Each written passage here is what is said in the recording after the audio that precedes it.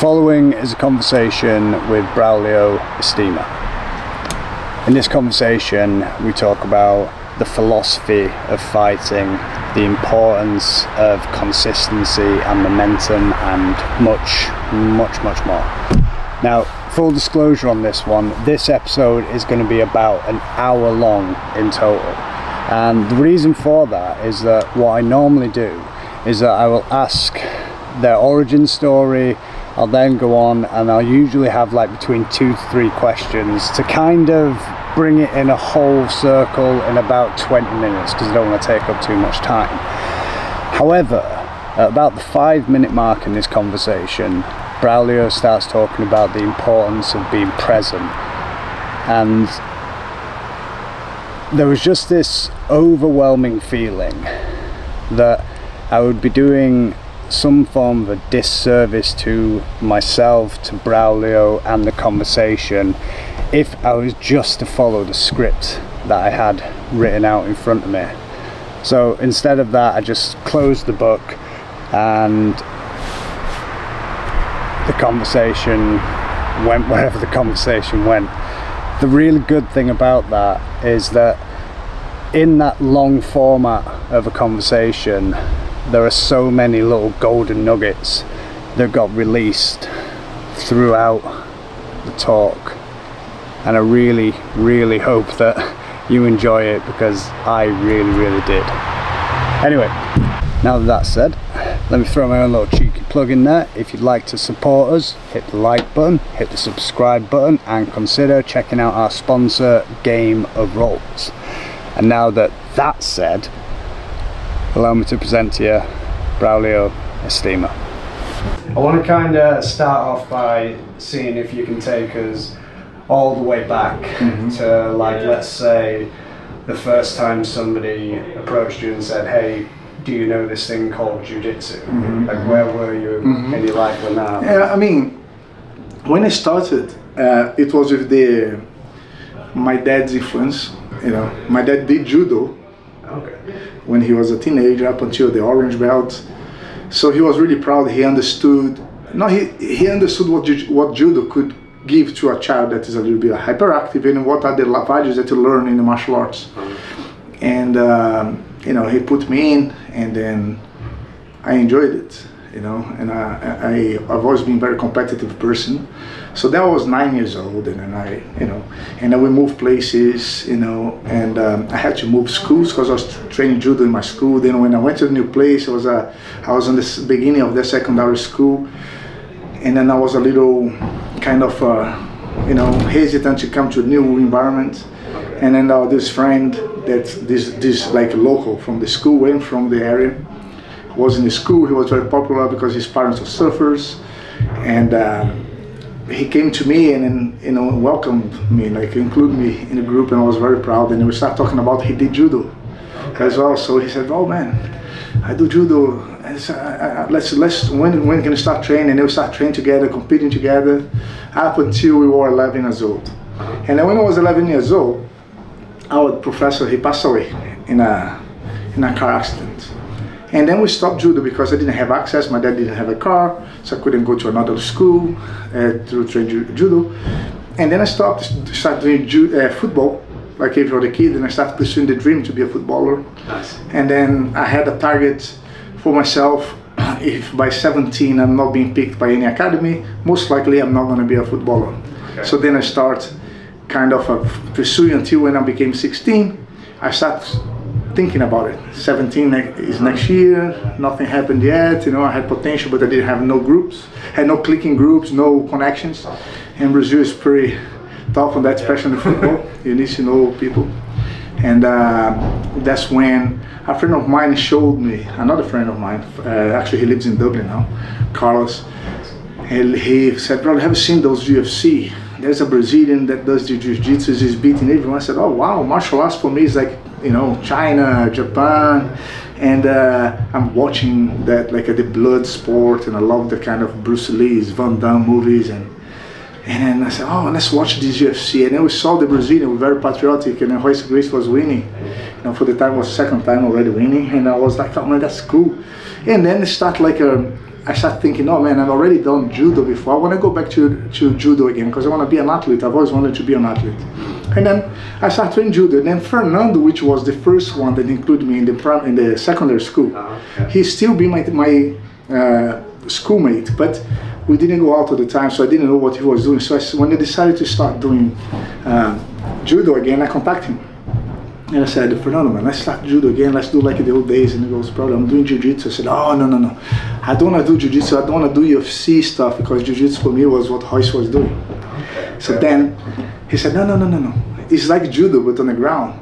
I said, oh, okay, let me have a look because maybe I can help the judo because I wanted to be a judo player. And then I started jiu-jitsu for the first time. And the first time I came to the class, I learned some moves, some techniques, played a little bit. And then I said, oh, I like that. So I started doing jiu-jitsu to help my judo. Then I fell in love. And I noticed that there was a big wave that was starting in jiu-jitsu in Brazil, especially in my city. There was no black belts around. The closest black belt was in 2 hours away by airplane. So I got the first wave of jiu-jitsu in my whole region. Okay. So I started there, and then I decided I really wanted to be good in this.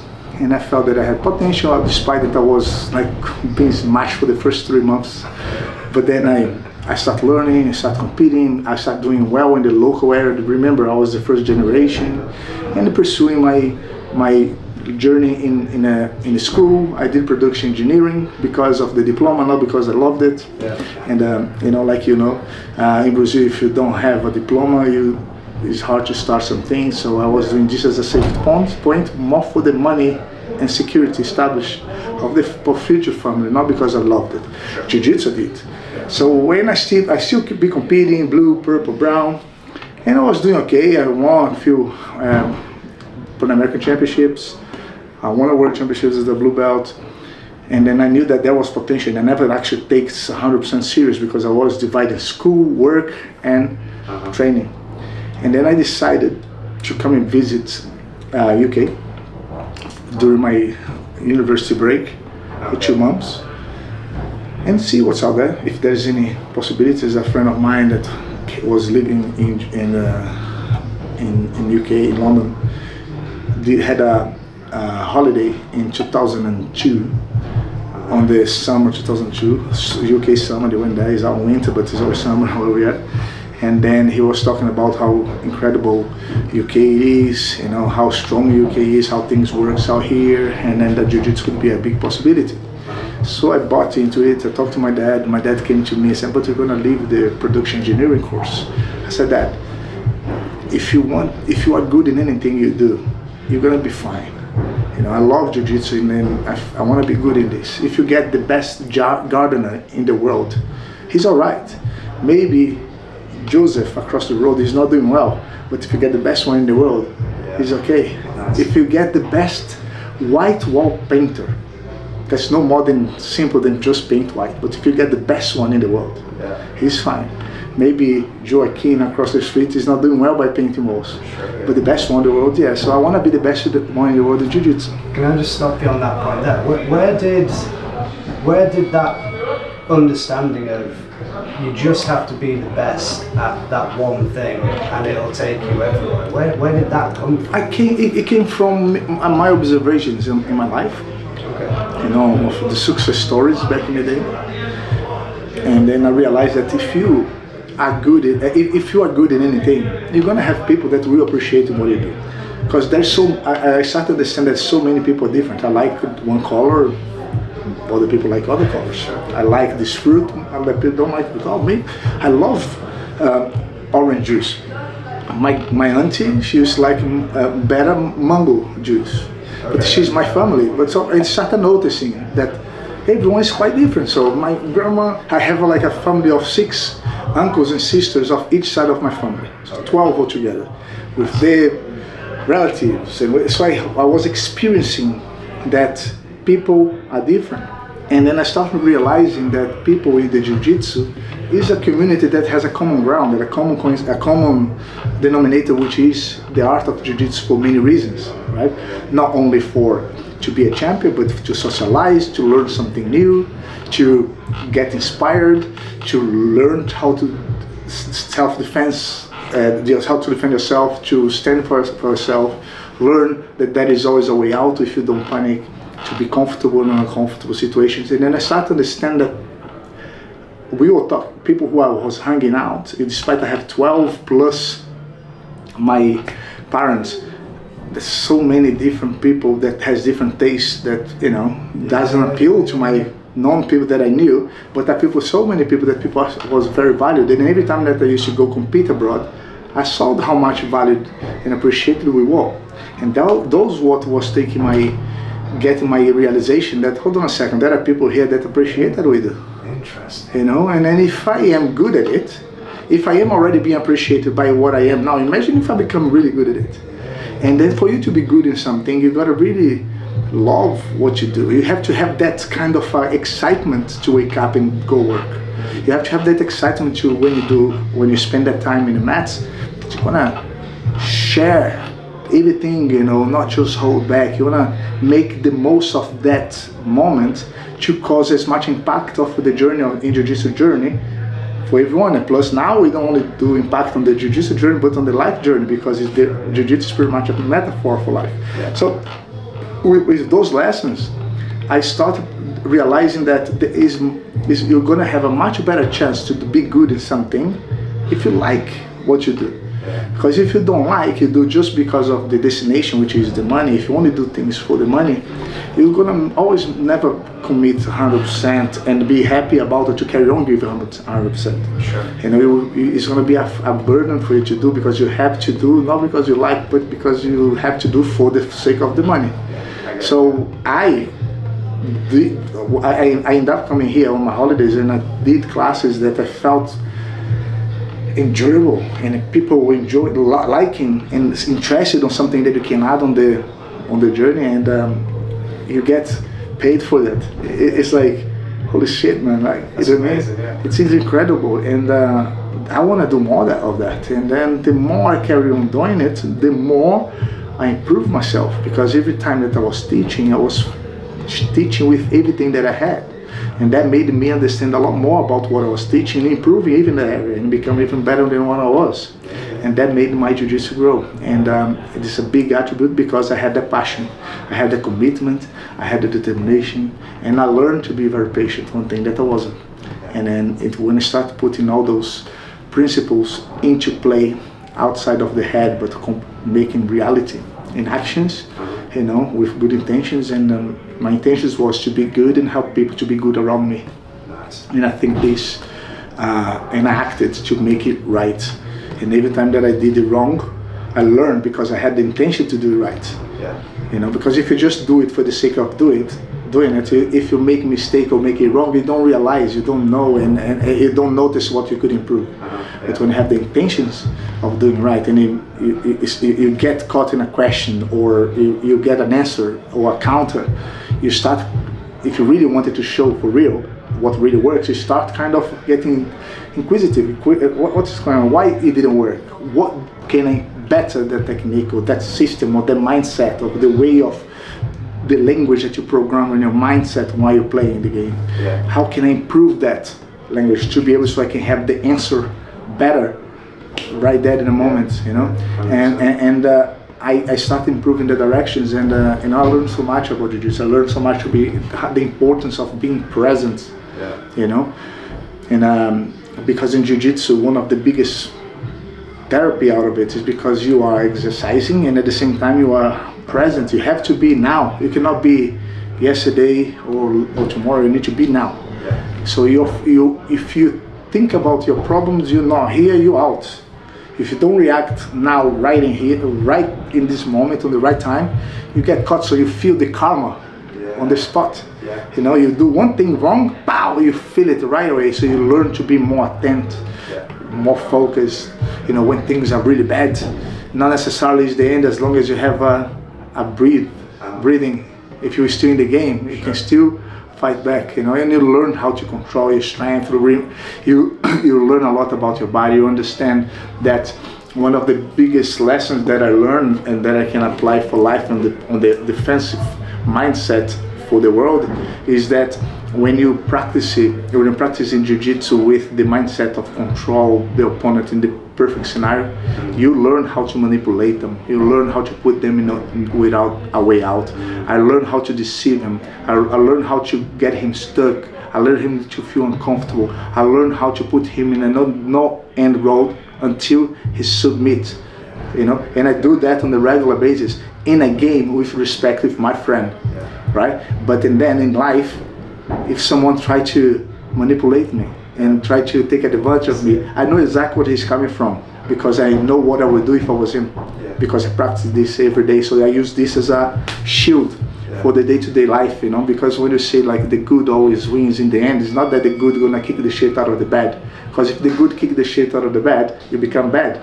So the good is what cancels. The good is, the mindset of the good is, I want to go from A to B and be fine about it. If someone try to take me out of the way and I defend myself and I go to B, I'm successful, right? But the bad part, the bad side comes from A, and the B would be the focus to take me out of my journey. Whereas when they go from A to B, he didn't manage, he lost by an advantage. That's why the good wins in the end of the day.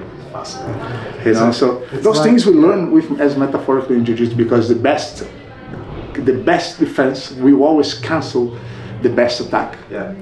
If it's done the right time, in the right moment, with the right way. So both are perfect on each other. Nothing happens. Amazing. That's fascinating. I have a metaphor that I like for Jiu-Jitsu, and it's that Jiu-Jitsu is the physical representation of your personality. And I often think that when you roll with someone, you really do get to know them, and you get to see a representation of who they actually are. And that's, this point is beautiful, because by understanding that, by understanding your friend, understanding your training partner, and by yourself, and by you understand yourself, you start seeing who you naturally are. Therefore, once you understand, you can better, you can improve. You know, I tap, I go and knock it, and then you go, hold on a second, it happened. Try not to make a mistake again. And then this is actually good, that helps. So now next time you can deal better with your anger, because here in the class you're always going to have a second chance. So this is a good lesson for you to learn to not create the mistake. When you get injured, you get injured. Okay, why didn't you tap before? You know that if the goal is not just defend an arm that's completely straight. This is going to be that life or death. It's about not reality, but you know what I mean. Like you're going to break or escape. But what I mean is like the fight is really not let the guy to get that far. So back engineering all that, try to avoid get that far. So and then you become more aware of all the scenarios. And then, as you said, you can tell whoever is not patient person, whoever is more aggressive, whoever is like a little bit more evil than the other, try to get who has more respect than the other, and you can see it. And I'm very lucky that, you know, as you know, the university is like likes attract likes, and then the seeds that we plant here in our academy, everyone's pretty much, you saw everyone training here, it's very nice, good environment, everyone family, friends, a banter, you know, it's like we playing a game of banter, but with our body. You know, it's like, let's go, let's see if we can get more. Oh, that was close, I get you now. But it's all nice. But at the same time, we learn how to deal with our extreme feelings and our flaws. Because for you to be able to deal with your flaws, you have to understand and see them and accept them. Because if you don't accept those flaws, you know, you cannot better. And then a lot of people who comes here with the intention, you know, I always being the strong one, and then I want to show what they up to, you know, these people gonna hurt me, I'm gonna show them what's happening. And when they see someone smaller than them, controlling them with technique, they can have two options. Either they go sucker up the ego and try to understand because they appreciate how good this technique, this art is, or you don't accept that and don't hang around with these people, so you become the toughest for people who doesn't know. So it's up to each of the individual, but everything comes down to the honesty that you have with yourself. So you can then understand and accept, then you have to act about it. Because once you know your flaws, it's easier for you to do the action. It's hard to act when you don't know. Once you know, okay, I'm reacting a little bit too much here. Is it that's how am I? Do I want to fit in this environment? So I need to kind of trim down my extremisms.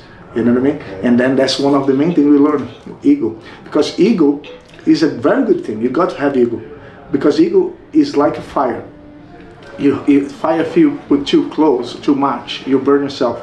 But also fire is good for energy and also to get yourself warm. Yeah. It's just about to find each one can handle different kind of fire levels.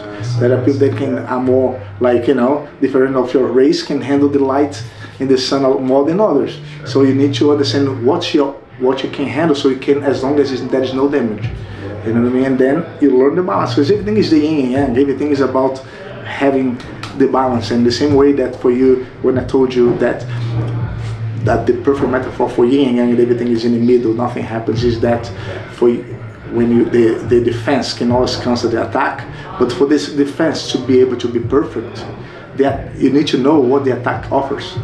So you need to know a little bit of the other side.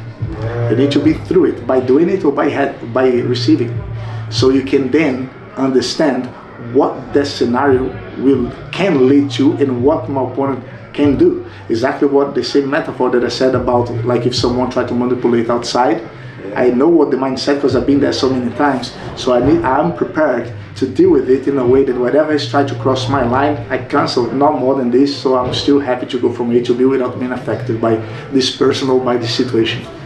Fascinating. It's interesting. Yeah, it really is. Yeah, I do enjoy like delving into like psychology behind it. And at the end of the day, yeah, in each moment is a fraction of nows, right? Because now, past. Now is another now than I just said, because it's not here now. Yeah. But a moment is a aggregate of many nows.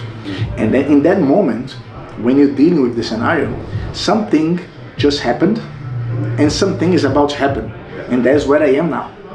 So when I'm acting on the now, I need to take in consideration what just happened. At the same time, why I'm acting now, I need to take in consideration what might happen too. And I always need to be prepared for the worst. If I am prepared for the worst, if the worst happen, I cancel. And if the best happen, happy days. If nothing happen, I go through it. So all I need to be fighting for is to be always prepared for the worst and be able to act with the intentions of doing right. Because you can do always three things: nothing about it, something is right, something wrong. And that's down to each one of you. So if I try to do an attack with you and I'm prepared for the worst, which is what you can do right, if you do something wrong, it's good for me. If you do nothing, I go through you. But if you do something right and I know the answer against that, I'm still fine. So that's the thing, is each moment I need to act, taking consideration of the past, and at the same time take consideration what might happen on the process of doing it. And being prepared for the worst, because I cannot control how he's going to react. I just assume, as long as I'm prepared for the worst. Interesting. So piggybacking off that then, abandon that. Piggybacking off that, what would you say is the most underrated non-physical skill required to excel in jiu-jitsu? Yes. It's I think it is by understand what is the argument about. Okay, it's like chess. I don't play chess naturally, but I can play chess. Of course I don't have the techniques and stuff, but I can think chess. But whoever does, you will understand that better as a metaphor. Because I have to, if I'm dealing with you, if I am only dealing with whatever you're doing to me now, I am always counter-reactive, right? So you're doing something, you grab me a collar, and I'm trying to deal with that collar that is already being grabbed. If you're not strong enough, you won't be able to do that, or you're gonna waste energy to try to break the collar. But he already grabbed it anyway. He shouldn't grab the collar. Sure. So it's not about what he did. It's not point to cry over the spilled milk. Another metaphor for life. Whatever happened, it happened. The focus now to don't let whatever he started to continue, to develop. So this is one of the first things that you gotta learn. Okay, he did this, Now, if I block the second option, the consequence, the sequence, or what he will need eventually to complete what he started, he cannot complete. So if he needs A, B, C to complete, he gets A. Instead of me fighting for A that he already got anyway, I cancel B. So he can go C first, but he cannot have B because I'm canceling. I'm not dealing with he's already there. He stepped there, so I go for the next. But most people instinctively, it's tit for tat. I grab him, no, I don't grab that. You push me, I push you back. But that's when you can use technique, less strength, in more technical aspect, by understand what is the follow-up.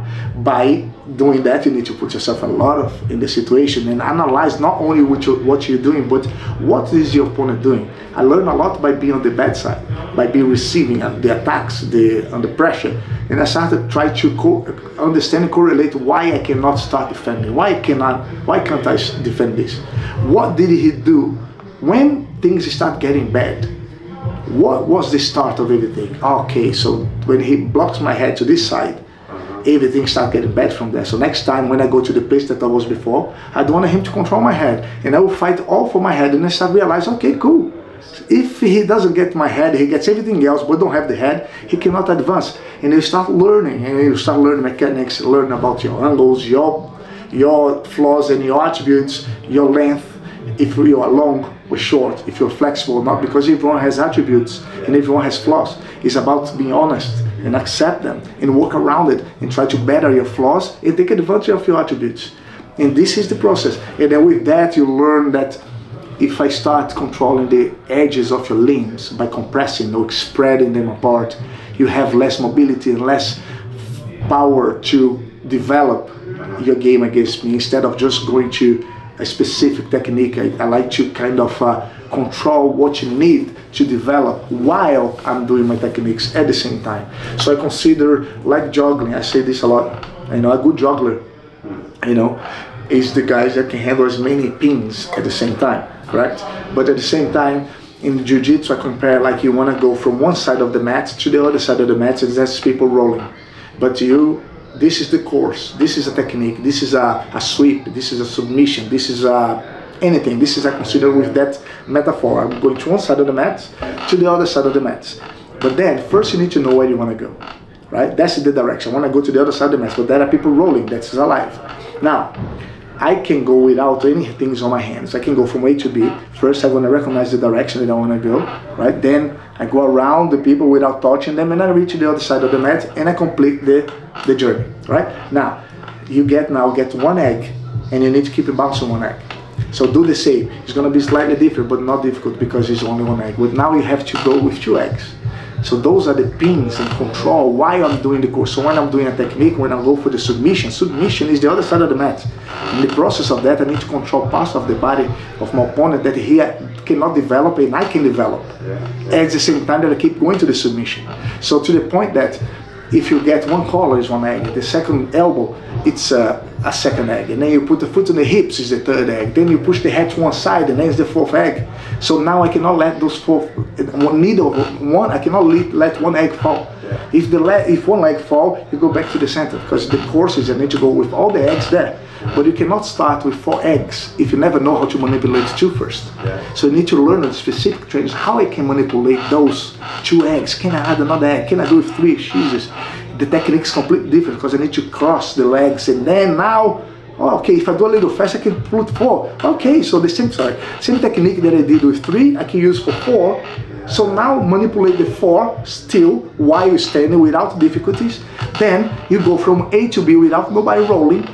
Okay, I reach now, let's go with everyone rolling so I can see, I can manipulate, keep going there, and that would be a good juggler. That would be a good attack. That you put a lot of practice into it and a lot of attention, not only doing what I want to do, is not only going from A to B, but it's going from A to B with the controls of the parts of the opponent that are very important for you to carry on with the control. Yeah, amazing. Make sense? Oh yeah, 100%. I just wanted to piggyback again. I'm abandoning my original question, but it's interesting, right? I love this kind of thing. And to piggyback off what you just said there, like, obviously, if someone's training and they start, they do Monday, Tuesday, and then they're not there until the following Monday and Tuesday. Kind of like the analogy of using the extra juggling. Like you get used to carrying 1, you get used to carrying 2, you maybe go up to 3, and then there's a week off, and then you're back and it's like 1 egg again, 2 egg again. How important is momentum when you're training and learning jiu-jitsu? It's very important for many reasons, okay? Many reasons, because first of all, it is consistency is key, right? And everything that are real and truthful takes time. Yeah. You know, it's not like fast. You need to There's build. no like get fit quick skills. Exactly, and that's one of the main attributes that I already mentioned today, is the patient. And I've never been a patient person, but I learned to be patient. But in many different aspects, and like, patience is good for all aspects of life. If people who are impatient, they most like to make mistakes. It's anything you do, they get bloody angry quicker. They don't have patience to do with the relationship or the family, or if something goes wrong in their job, they get no patience and they don't do it right. Rush to things because you're not more patient to wait. Make a wrong deal because you're not patient to get the right time.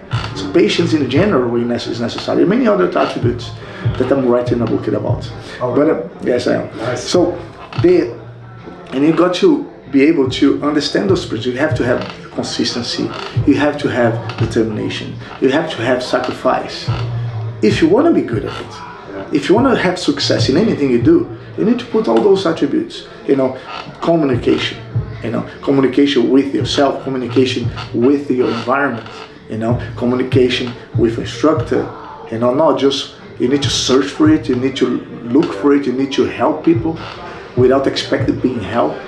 You know what I mean? You need to look after your friends, because, you know, to do what to others you don't want to do, don't to yourself. Someone gets you an arm and yank it. Would you do that to someone? Do you like to be done to yourself? So why you do to others? You know what I mean? And then when you train with someone and he reacts completely wrongly and it's like push you out, and then you have to be honest. Would you like to did you like to do that? No. So if it happened to you, don't do the same, and you will start evolving. But of course, the more you do on your own balance, right, the better, you know, you're gonna go. Like, for example, when the jiu-jitsu, to learn real jiu-jitsu, it's not like learning bicycle, right? But once you learn, right, it stays because it's real. Yeah. Bike, you learn a lot quicker than jiu-jitsu, and you can stop biking for 10 years and you can still ride a bike, but maybe not necessarily do the same movement that you used to do, more complex, and you have to go back again. Every stop, for example, if you do a workout and you start getting pumped up and you get a good shape, you stop for 2 weeks, your body already shrink a little bit. So it's harder to come back when you have a long line. So you have to recognize that. You know, of course, if you keep your technical training in jiu-jitsu, when you get a certain level, you got your brown belt, you know, and you constantly look into fights. If you cannot compete, train, you look at some classes, you learn some technique, you go do some drills. This is key. You know, this is key. If you don't go back to keep developing yourself, it's difficult, because by the time that you're gonna get that knowledge in jiu-jitsu that you can stay 10 years and come back still understand, like in bicycle, takes a long time. You know, you need to be not only a black belt, you need to get a PhD in black belt. Once you have a PhD in black belt, you already create a language of yourself on how you fight. So it doesn't matter if you are who you are, how big you are, I will have an answer, because I already digested that. I create a language of myself that I can deal with anything. I'm no longer fighting for a specific technique. I'm trying to put you in the corner with whatever I can, according to what you give me or whatever I can take from you. It doesn't, and everyone reacts different. So it becomes, that is like the matrix level that you can reach. You know, and if you never stop, you never stop being good. You know, Carlos Gracie Jr., Master Carlos Gracie Jr., he's 65, 67, I don't know, 100%, 67, I think. And he was 63, forget me if I'm wrong. But he trains with black belts, competitors. You know what I mean? Because once you know, you know. Yeah. You know what I mean? It's not, jiu-jitsu is not luck. You know, when you know the real jiu-jitsu, I don't want to get your arm because you made a mistake or I did a snap, got it, and maybe I don't get it again. You know what I mean? That was a reason. That was an argument. I either went for the arm and you didn't have an answer against it, or I tapped you something else that was that you had to act about it. Otherwise, you tap and I'll get your arm because you defend out. So you put with that, it's a whole journey.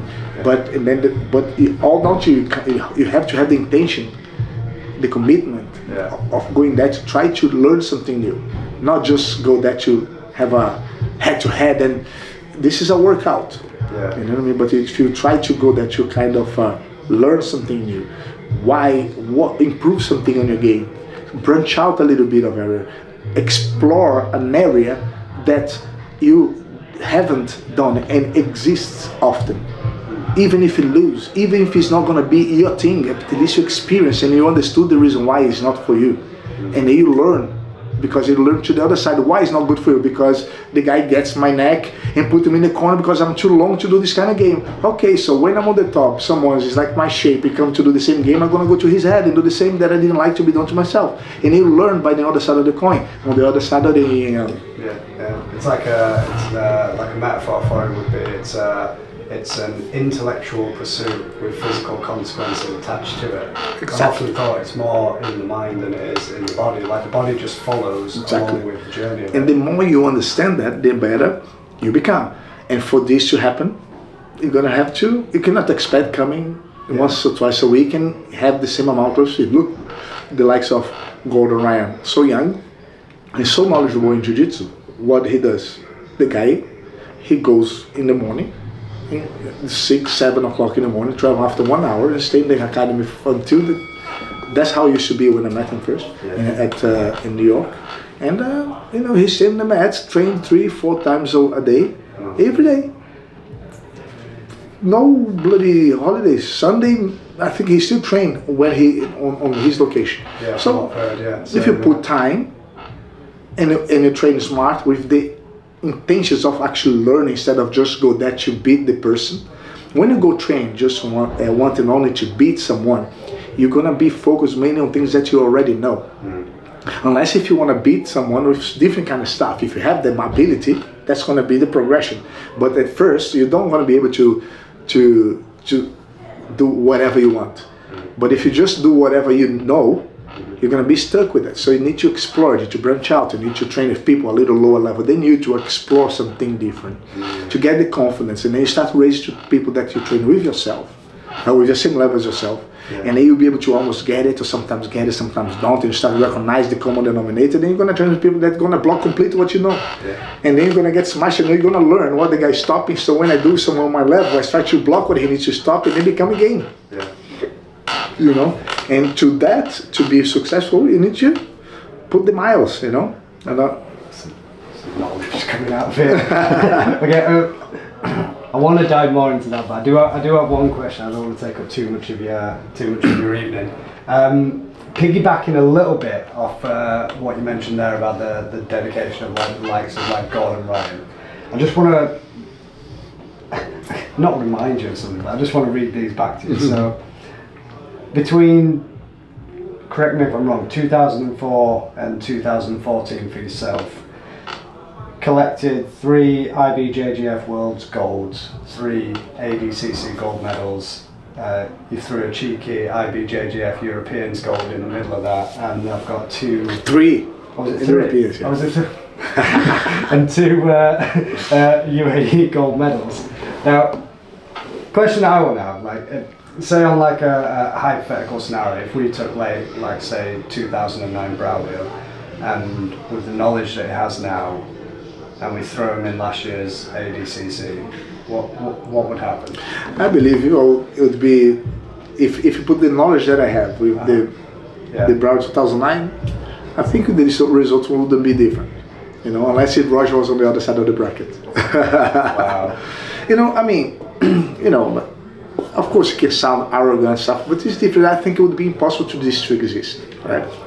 It's impossible. That's why the 2009 is Braulio is not the Braulio with the knowledge today, but I am the Braulio of the knowledge today because of the Braulio 2009. Yeah. So it's impossible to happen, you know. But if it happens, of course it's gonna be. Imagine everything that I know now with the physique and the fire that I had then. If I add an upgrade like that, it's like become a matrix.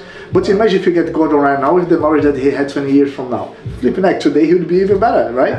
It is according to generations. Like imagine if you put the knowledge of, imagine what would be Cristiano Ronaldo and Messi if there was no Pelé, Zico and all those guys. You know what I mean? Yeah. At least there has to exist one. What would be us if there was no Rickson Gracie, Márcio Feitosa, you know, all those guys, you know, like the champions, Iga Machado, the Paddy Panos. Who would be us? I mean, Paddy Pano is the same generation as us, but like Maurício Bustamante, you know, Ricardo Liborio, you know, Royler Gracie, Royce Gracie, you know, those people that we used to look back, you know, Ricardo Arona, you know what I mean? And it's like, I remember when I was a blue belt and I used to go and train and I used to joke around that, look, I'm Saulo Ribeiro, and then look what I'm gonna do to you with my other, you know what I mean? Like, imagine, like, Saulo Ribeiro with the knowledge that he has today. Yeah. Back then, you know, I think everyone would have an upgrade, right? I think at my generation, there was an internal search to be the best as I could be, not to be better than anybody, but better as good as it could ever be on that period of time, you know. And then I took all the tools and knowledge that I was there and tried to digest to be what I am, you know. So that knowledge goes out.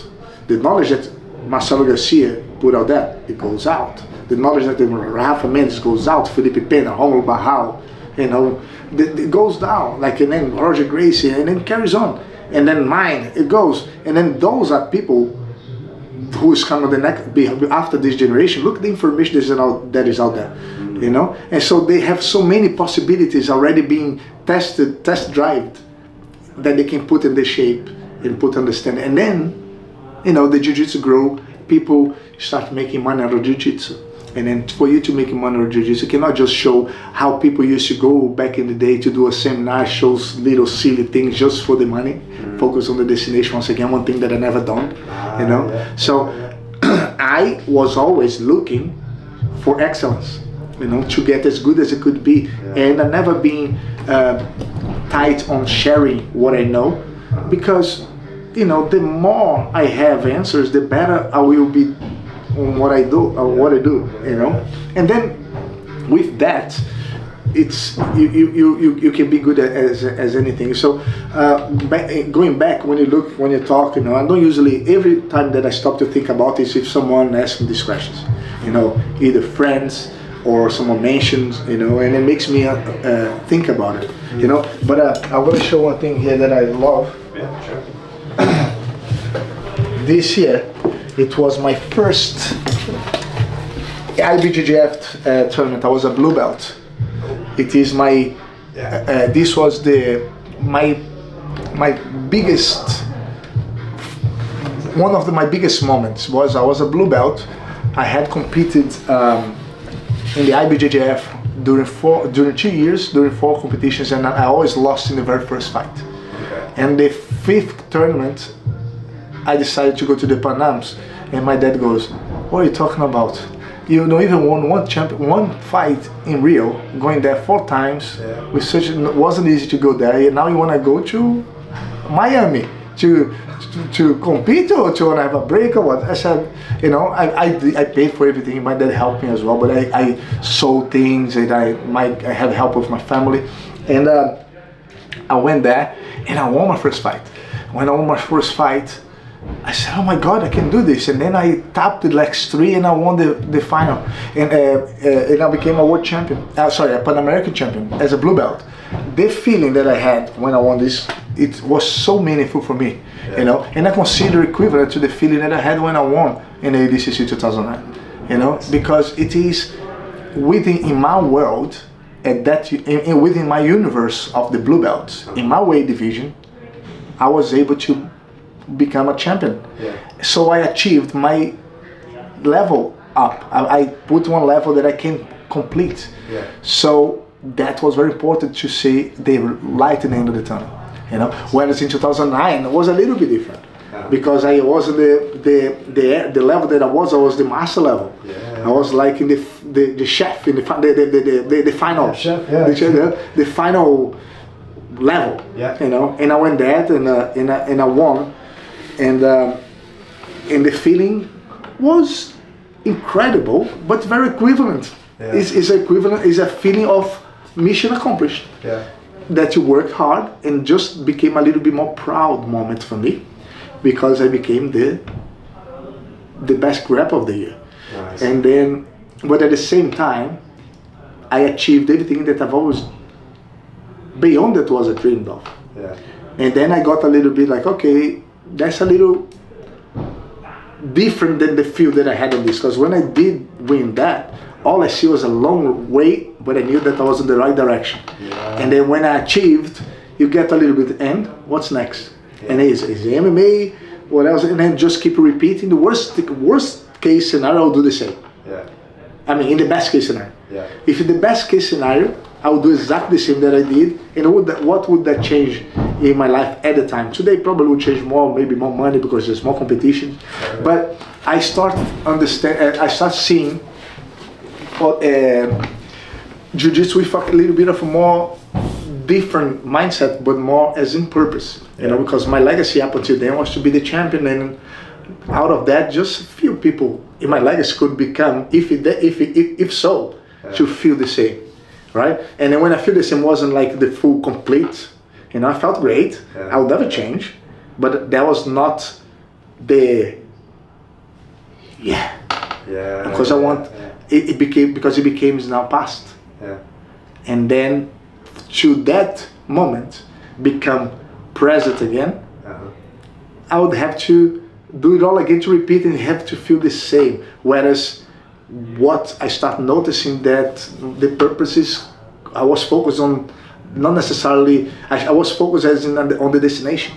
Yeah. I was focusing on the destination of becoming the best in the world. You know, try to see if my full potential become the best in the world.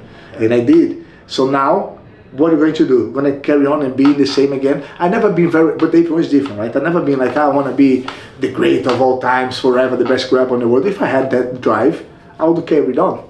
So I focus, I try to see, analyze that, reevaluate my experience in the jiu-jitsu. And I realized how jiu-jitsu changed my life for the better. What made me a better version of myself. Yeah. You know, for many different ways. My mind, stronger mind, you know, I became to understand that the limitations of our body, the control of your mind, and the respect, the friendship that I learned. You know, I learned a lot about myself, made me even a better father, you know. And then I start seeing, like, hold on a second, if I was able to come from nothing and with no less information or anything else like that, but able to achieve what I achieved in jiu-jitsu, and I know by choosing that path, I took all the benefits of jiu-jitsu. But now, jiu-jitsu, together with the mindset of Carlos Gracie Jr., Master Carlos, that he, with Gracie Barra, is to help people through jiu-jitsu, to give them some purpose, to use jiu-jitsu to help people to become a better version of themselves. And that jiu-jitsu is for everyone, not just for the people who wants to be a champion. Because if jiu-jitsu was just for the champions, just a few would have, if the benefits of jiu-jitsu was only to be a champion, only a few people would have the benefits. You know, and I know how much impact on the process of me becoming a champion, how much people around me, jiu-jitsu changed their lives too. So I started, hold on a second, my legacy cannot be just about being the champion, but about what jiu-jitsu has to offer. And it's linked with what the mentality of the Gracie Barra is. And then I connected with that purpose, and then start to redevelop myself in a much broader way that is current, and my present becomes enjoyable in competition, in teaching, or as a student. Dude, I think you just knocked it out of the park. I 100% agree with everything that you're saying on there. I think it's, I think like the message of, hey, it's not just about being a champion. It's actually about what this thing is. Like, and I look at it myself as that it is this thing that molds around you and it protects you, and it keeps an eye on you throughout your journey, and it's maybe another feather in the cap, if you like that phrase, and you can take it through into anything. And you help, you impact even your family, even the family that don't do jiu-jitsu. Yeah. Your posture, your reaction to things, your confidence, your understanding of the world and how to deal with situations, inspire them. Yeah. Even without them doing it, because just because you become a pole, you know, and it is not. I'm not saying that my focus is for training jiu-jitsu or teach jiu-jitsu for only people who are not the champions. It's not that, because it all depends on the individual. You know, for me, I wouldn't enjoy jiu-jitsu as much when I was 20, on my 20s until later. I would enjoy as much if that was not the competition target. Yeah. You know, because that's me, Braulio, and I understand that, and that's why I pursue that. But I've always been like that since born. I've always been competitive. But there are people that are not, but still, you know, interested in jiu-jitsu. But you do it, and if you become a situation that you like to test yourself and you like it, you go. If you don't, do what you like. Here at Gracie Barra, people come for the reasons. They come to learn something new, they come to exercise, they come to socialize, and they come to get inspired. With all those four, if you want to become a champion, depend on you. Don't depend on nobody. Yeah. Oh, it's amazing. Dude, I have some. I do have some. The last one, because now I have to my freaking. Oh yeah, 100%. It's well, it's actually any plugs that you have for your end, like your book that you mentioned. I'm fascinated about this already. When can we expect? I'm on the make. Okay. Sorry. I'm on the make. No, it's not. The book is on the make. Okay. Yeah, it's on the make. I'm still making my notes. I'm learning more. Nice. You know, I'm kind of researching, and I'm connecting with everything. Okay. I'm connecting not only with give us a synopsis. Yeah, it's about how can you become successful in anything you do, but with your own initiative. Yeah. You know, instead of just waiting for someone to come and help you by being lucky. Yeah. You know, instead of complaining about the situation that you're at, you need to accept the situation that you're at and do something about it, with the intentions to get out of that bad situation. Independent if it's someone gonna to try to stop you or not, you gotta just to put out there, because it's like when it's like I consider like this. Some people start life like they are already in a mount with the two hands on the collar and start the fight. Some people born like that, but some other people born in the other side. On the guy is being choking you out. So how can you get out? You know what I mean? You need to ask before. If you say, I shouldn't be here, why are you here? Why you have your hand on the top? Instead of, okay. Man, when you say, game on, shit, let's go. I accept that I'm in a bad situation. Let's the shit don't get worse. And that you learn in jiu-jitsu. But then you have the intentions, you have to have intentions to do that over and over again. Because otherwise, every day of your life, you're going to start under the mount. And if you don't learn what you need to do when the time is on, it's just like that movie that repeats 24 hours, repeats 24 hours. If you keep doing the same thing, you're never going to get out of that loop. So if you don't accept that you are starting there, and then tomorrow you're going to start there again, and next year you're going to start again. If you don't accept, if you keep fighting, I don't want to play the game because I shouldn't be here. Bro, accept that you are, now deal with it and try to get out. I believe that the universe conspires that will give you ladders that you climb by yourself out of that, to the point that you're going to get starting already on the mountain instead of the bottom going to be on top. I believe that the universe is conspiring to make me happy.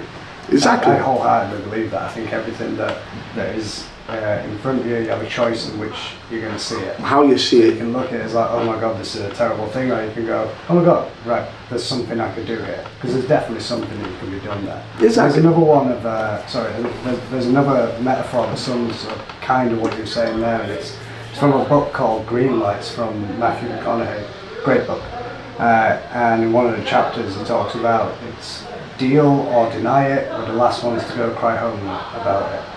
And the idea behind that is much like what I said there, is that we're going to deal with it, we're not going to deny it, and we're certainly not going to go home crying about it. We're literally just going forward with it. Exactly. Yeah. You need to accept. Okay, check this out. I'm not saying, like, I'm definitely not the person who born in this world under the mount choked. Yeah. I was fine. I was in the middle, right? I was starting the fight like that. Yeah. Maybe with a little disadvantage. Maybe the guy took me down. And that's how my life started every day. So I need to avoid the guy to pass my guard and try to reverse and end up on top and beat the life. Yeah. Right? And there are people that every day gonna start under the side control. Yeah. With the pressure on the shoulder. So you wake up in the morning, you have to do something about it with the intention to get out. Yeah. So when you try to get out, and then you're gonna have the result. Did you escape, or you didn't escape? I did escape, so tomorrow you know that if you do it again, you're not gonna escape. Yeah. Or maybe you're gonna build some like a some muscle, to it, yeah. and then you'll be able to do that later. You're gonna struggle, and then you'll be able to deal with better, because you've been there so many times that we already know what's coming, and you're already used to that, and you can start to develop other areas. You don't know, but the thing is, if you keep doing the same thing every day, and it's not making you get out, you're not doing the right thing. So that's what I'm trying to correlate with Jiu-Jitsu, that if you apply the right principles and take accountability and do what you can to get out, because man, honestly, if you are in a very bad situation and you go into drugs to mask the situation that you're at, you wake up the next couple of days. If you are better than before, I would doubt it, right? And if you can, but it was good the 3 days, wasn't it? It was incredible. You were in the buzz, having fun, and then after that you go back again where you were, and you didn't learn nothing about it. And are you going to do it again? Are you going to do it again? And then people do end up getting into the loop because it masks the reality, and then get into the rabbit hole, and then. You know what I mean? So you need to accept, you need to be self-aware, and you have to have the honesty. And one thing that nobody will never do by accident is their intentions. You cannot do a bad intentions with trying to be good intentions. It's impossible. Whatever you do with intentions, some people do without intention, but I'm saying, if you do something wrong, if you had intention, you know the intention that you had. I'm gonna do this because I wanna take advantage of that, or I'm gonna do this to help the guy. You know, nobody will know. The guy gonna just see the outcome. Oh, what a nice gesture! But what was the intention? You know, so you cannot hide from that. So all you need to do then is start with the intentions of getting out of that fucking place. Get out. If you have you have to get the drive to get out with as best as you can, with the intention to get out. If you have that in you, every time that didn't work, it will be a very important lesson. Because you know that I don't want to do this way because it didn't let me out. I want to try to do this way next time until you get it right. There are many doors in every barriers. Every door, every day you try to open one door. Until one open. You can skip. You can listen, you can see what doors people are most looking to go. Oh man, I tried to this door, locked door. Oh man, the guy went to that door far away, got in. Which one was it? Let me go that direction. Okay, now was it this? Was it? Oh, what's here? I'll go, shit, another rack of doors. So then you start see and learn, you know, and you start, oh, I knocked the door, it was a little bit different sound of the other one that was locked. Okay, cool. So I start knocking the door, so I'm gonna find out quicker. And then you learn in life, but you gotta have an intention to get out. You know, because people accept and stay and don't do nothing about it. Some people go up on the doors and they go, no, he is good enough for me. But then life push you back again. So you need to be always fighting every day. You can't be in that one place. You can never. Like the salmon, you have to move forward. If you focus on that, life push. If you got here and stayed, life pushes back because it never stopped. You know, you need to. If you want to keep that place, you need to keep doing little strokes. If you want to, but you cannot say, "I got it." You know what I mean? You need to keep swimming until you through the situation that you now. Okay, I'm the other side of the ocean. I crossed the ocean and I didn't die in the sea. You know, most people are happy to be in the middle of the ocean on the bumps, and then some people are happy, some people are depressed about, and some people are not satisfied. It's all down for you to recognize yourself within your environment, what your needs, not wants, because needs and wants are very similar, but one is on the other side of the spectrum. Because like next door neighbors, you know, and then because they are so close, we tend to say something that we want. We say, but I need that. But do you really? You know what I mean? And then the COVID situation, the pandemic, taught you that. Because you no longer could just go to Maldives, even if you could. Even if you had money to go, you didn't. You wanted to go to a restaurant to eat a nice Italian, but you couldn't because it's not closed, it's not open. So did you need that to have a good environment around you? Was your environment bad and now you realize how bad it is because you couldn't get away? Do you know what I mean? Was your environment great environment that you know even missed the bloody Maldives? Was your environment that you were in UK? I was in UK and I had an amazing opportunity to spend time with my family, my kids, my fiance. We passed summer, winter, and guess what? I got to know so many incredible places in UK that I never had the opportunity because I wouldn't have the time because I would be doing somewhere else.